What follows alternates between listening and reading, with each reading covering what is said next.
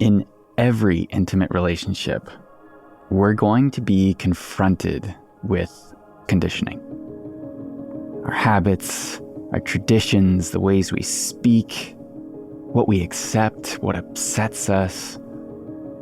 The things that we normalized growing up usually become the things that we have to learn to navigate when we decide to share a life with someone else.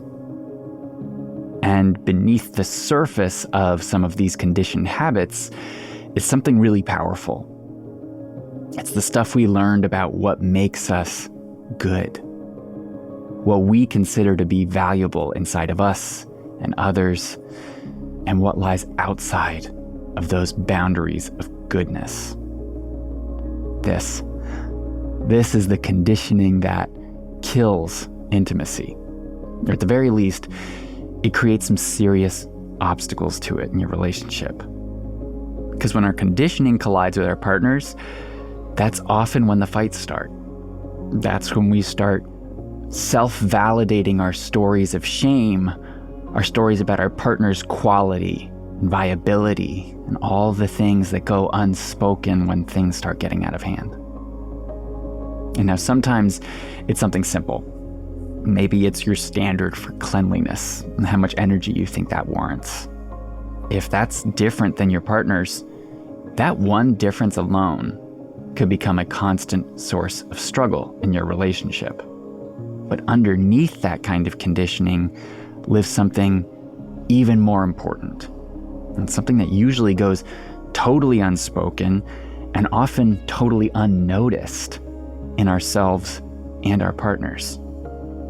And it's that those simple conditioned needs like cleanliness often lead into or start to validate stories that we tell ourselves about our partner's worth, identity, and what love is supposed to look like. And that's the kind of conditioning that I want to explore today. Because it doesn't just start fights. It changes how we show up when things are hard. It defines what we feel we deserve and how we compare that to what we're getting. And too often, it justifies our resentment, which makes it really hard to repair and creates really strong feelings of disconnection that don't necessarily need to be there. Those are the feelings that take up the space we want to fill with love and connection, and the space that we can learn to fill with love and connection. So today in the podcast, how to see and work with this conditioning, the wounding, and the stories that are breeding conflict and disruption in your relationship, and how you can start to get underneath those stories, get underneath that conditioning to really see your partner. Stay with me. This is Reclaiming the Gentleman. I'm Dave Lashansky.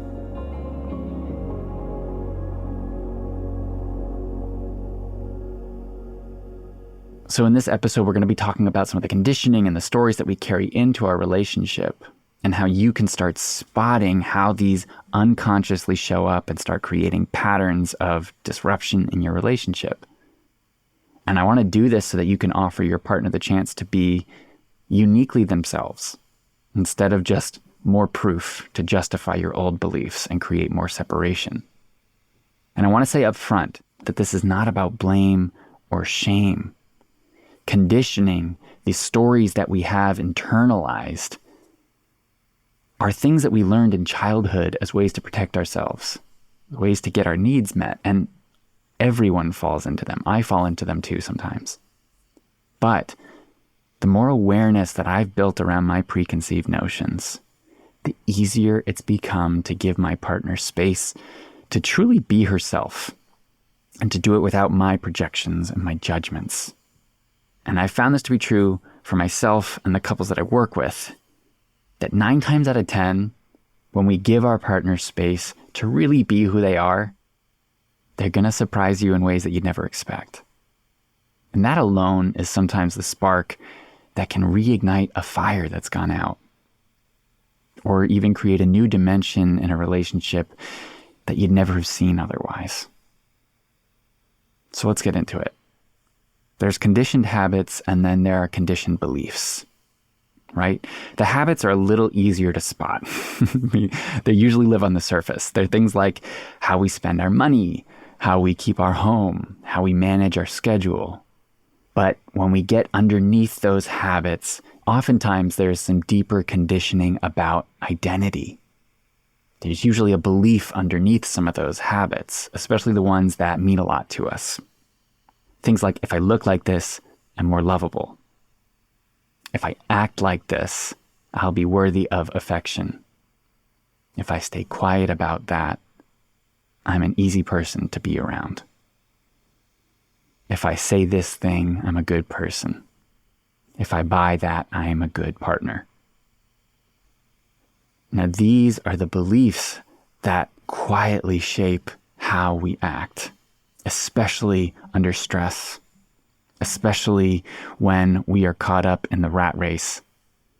And these quiet, usually unconscious beliefs almost always weave their way into our conflicts. And for this episode, I want to zero in on one super common piece of conditioning that I've contended with for myself and that I see a lot in my work. And it's a deep one. And sometimes one of the deepest pieces of conditioning that can show up in a relationship. It sounds something like this. Am I good enough? Am I enough? Most of us carry a wound. Sometimes a subtle one, sometimes a loud one, but a wound of not being good enough, of being told we're not good enough, of feeling like we're not good enough. And so much of our behavior, especially in conflict, can be shaped by trying to answer that question or trying to run away from that question. And so I want to give some more context about this so you can really imagine it in practice. So I'll say what it looks like for me. So when I'm stressed, say I am buried under a pile of work and feeling totally overwhelmed by all the things that I have to do, my default is to make sure that people, and especially my partner, see me contributing so that I can feel like they think I'm valuable. And what's really happening is this. Inside, I'm terrified I'm failing. I'm afraid that if I fall short, I won't be good enough. And in an attempt to fight that fear or run away from that fear, I chase quick wins. I take on extra tasks around the house. I push myself on an attempt to prove my worth. And early on in my relationship, this was almost a default setting for me. And even now, when I'm really in over my head, right? If I'm really struggling and I'm not careful, this is the same pattern that will play out. And the irony is that in all of that attempting to prove my value and my worth, I never actually slow down to feel what's going on inside me. And my wonderful, patient partner, instead of receiving my help, ends up feeling like she's watching me spin away from her. She knows something's off. She can tell. She knows me. But I'm not letting her in. I am running and running and running and trying to prove I'm valuable. Don't stop loving me. I'm good enough.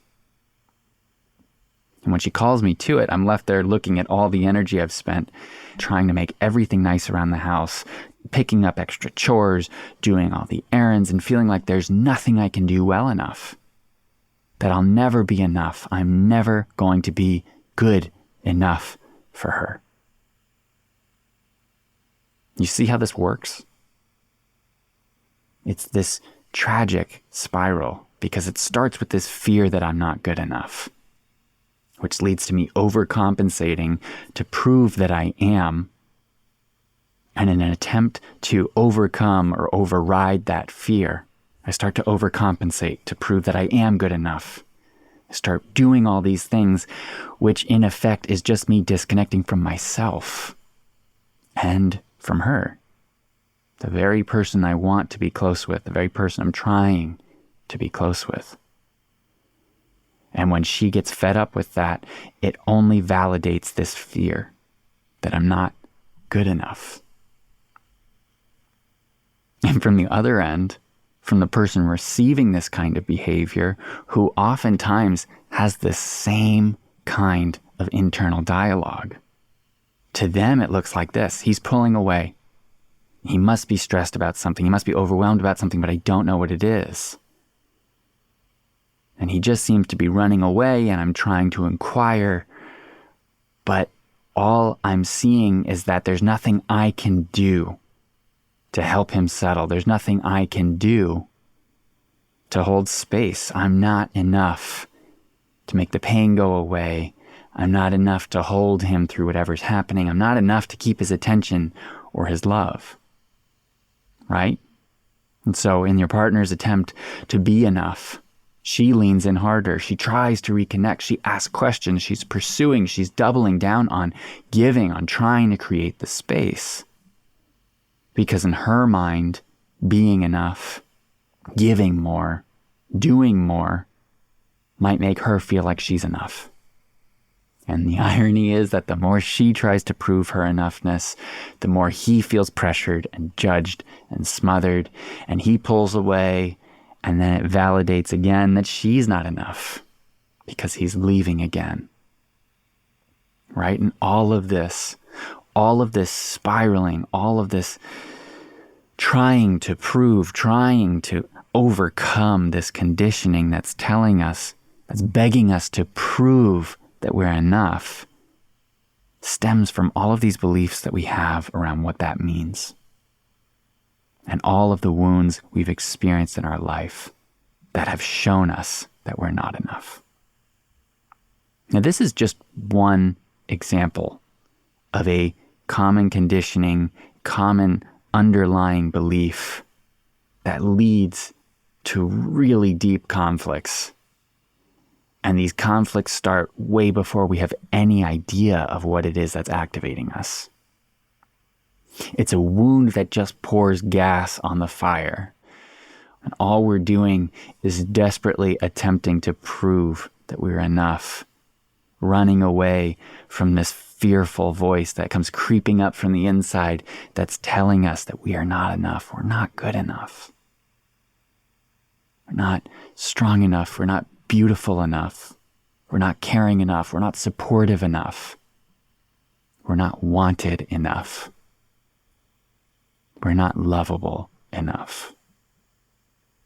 And until we learn to insource the validation we need, and until we receive the love that affirms us in the ways that we need it to, until we do the work to get that in our relationship and to give it to ourselves, we're going to stay trapped in this cycle of conditioning, playing off of conditioning, leading to eruptions and deep pain and a ton of unconscious wounding, where both sides are trying to prove their worth and their value, where both partners are trying to disprove the voice inside telling them stories about how to demonstrate their value, how to demonstrate that they are enough, where both sides are longing for closeness, and both sides are completely missing each other because they're not aware of what's happening inside of themselves.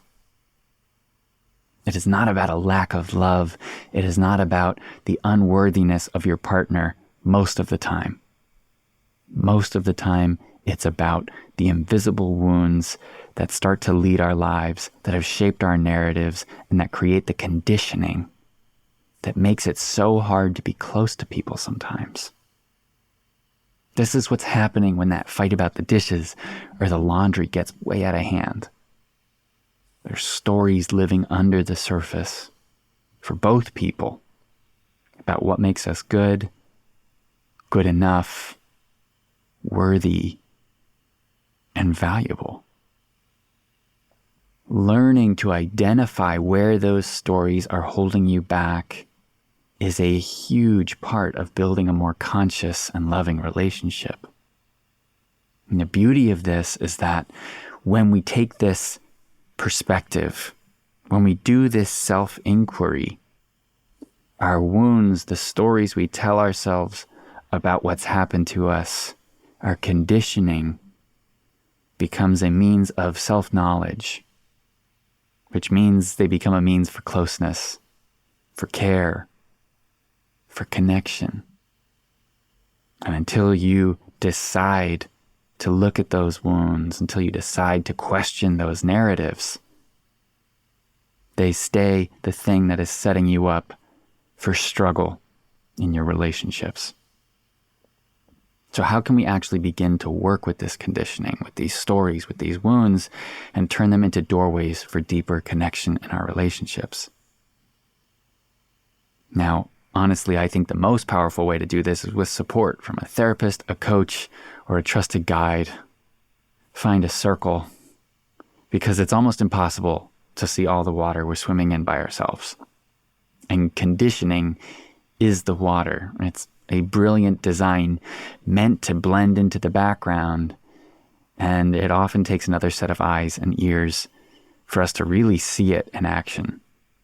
So working with someone who can really be a mirror for you and your conditioning and your stories is a really helpful, great place to start. But there is work that you can do right here by yourself.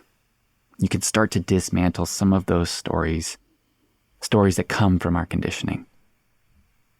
And there's a tool that I've used for this that I think is really powerful and really simple. And it's this. It's called noticing your narrative. Here's how it works. I want you to think of a moment where your partner did something that upset you. It's not a blatant disrespect. It's not just a tiny pet peeve either, right? Something in between that. Maybe it's the way they responded when you asked what's wrong. Or when you asked, can you do the dishes? And I want you to pause and drop into that moment. And I want you to consider, what is the story that your mind starts spinning about this moment? Maybe it's, she's shutting me out. Maybe it's, he doesn't care enough about me. And I want you to notice how quickly this narrative forms. I want you to notice how quickly you start coming up with evidence for why this is true. And I want you to take it one step deeper. What happens in your body when that story starts to spin? What is the belief that this story is tapping into? And then question it. Really question it. See if you can be objective in looking at what is the reality of my relationship. What is really happening here? And this practice doesn't mean that your partner is never doing something hurtful. That's not the message here. But it is that we need to learn to separate what is actually happening from the meaning that we project onto it. And when we do that, we create the space inside of us to respond with curiosity and compassion, to open doors for closeness that have previously been closed. It gives us the space to really meet our partners as they are, in their fallible humanity, in our fallible humanity too, instead of just reacting from our wounds or reacting to theirs. And this is something you can do in your everyday life too. It doesn't need to be necessarily in a relationship. Think about it like if you're having a bad day and someone cuts you off in traffic. Think about how much more active your response is to something like that versus when you are fully resourced and enjoying yourself. How much easier is it to let something like that go? The baggage we carry around, our emotions in the moment, the stress we're enduring, all affect our ability to respond. They all shape the narratives that we make mean something in our lives when things are happening to us. And the more we can learn to be objective, the more we can learn to question our narratives and really know ourselves and what we need, know how to soothe ourselves and come back to ourselves, to come back to presence, the more open we can be, the closer we can get to each other. This is especially true when you live with someone. It's especially true when your life is attached to someone else's. Relationships are hard because of this, because we are usually living in an imperfect context, and we take that into our reactions. And when we're close to someone, it can get really hard to be objective about what's ours and what's theirs. None of this is to say that your conditioning or your wounds are the enemy. In fact, they are the map. They're the maps you've been handed to navigate your life. And most of the time, that map is saying, don't go there. Avoid the margins, avoid the scary stuff. The wounds are the no-go territory. But in intimacy, we're forced to explore those places. Because rather than staying within the bounds of what's comfortable, what we know, in intimacy, we're asked to surrender our armor. Intimacy requires us to put down our shields. And that usually means exposing those wounds and that conditioning to someone else with the power to make judgments and poke at them. And when we're lucky, it means exposing those wounds and that conditioning to someone who'll look at them and hold you, who'll explore what's there with you and allow you to surrender to the process of healing. I think most of us are really seeking this in love. And I think one of the most beautiful forms of love is learning to notice when we're running out the script in our head and choosing to stop and choosing to take responsibility for what we're doing, what we're putting into the relationship, the stories we're making up, or the wounding we're acting from. I think one of the most beautiful forms of love is just learning to notice what's real and to have the hard conversations when we've done a bad job at that. And to have the hard conversations when we notice that our partner is doing that too. It is an act of service. It is an act of love to confront the scary thing. And I think one of the highest callings in any relationship is to call us into a deeper state of presence, which means that we stop reacting from conditioning. And we start relating from states of awareness. We start to learn to access new depths of ourselves. And when we choose this path in a relationship, we give our partner and ourselves the greatest gift, which is the freedom to be more fully here, more present to life, and more authentically who we are. Thank you so much for joining me on this episode of Reclaiming the Gentle Man. If this work resonates with you, share it with someone you love. Share it with someone you care about. Share it with someone who might need to hear it. And let's keep reclaiming our intimacy together. If you want to learn more about this work, if you want to dive deeper into how to become a better partner, how to question these narratives, how to get real about what's actually happening in your relationship, the 21-day Reclaiming the Gentle Man group for men is opening soon. And if you heard this episode and are intrigued about it, if you're recognizing that this is the work you're ready to do, please go to davelashansky.com and sign up for the Priority Waitlist. Doors are opening in the next few weeks, and I'd love to see you there. As always, this episode was produced by me through my production company, David Benjamin Sound, LLC. If you are interested in creating podcasts or learning more about what it takes, get in touch. You can visit us at davidbenjaminsound.com. Wishing you a beautiful journey of growing, opening, and expanding your capacity for love and intimacy. I'll see you in a week.